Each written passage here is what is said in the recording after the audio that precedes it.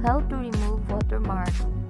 First, go to Chrome, then type acmarket.net. Pwede nyo itong i-download at i-install kahit sa phone ang gamit nyo.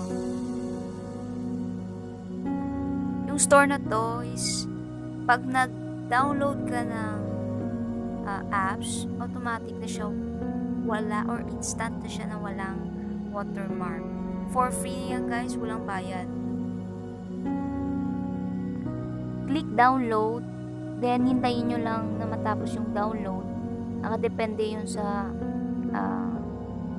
bilis ng internet nyo, yung bilis ng pag-download. After nyan, install nyo na agad.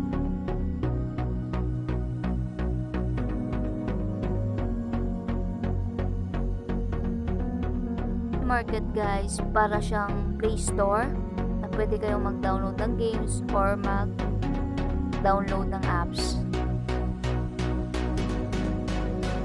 Pero ang kaiba nito, pag nag-download kayo ng Kinemaster apps, automatic na siya guys. Wala na yung watermark. Instant. Search nyo lang guys yung Kinemaster apps. Tapos, same process pa rin. Download and install.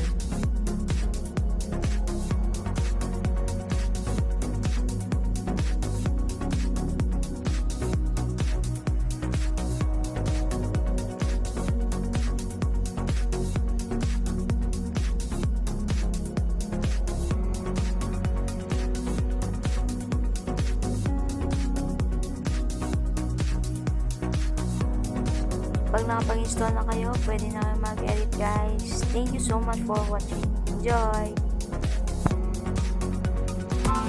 Press the bell icon on the YouTube app and never miss another update.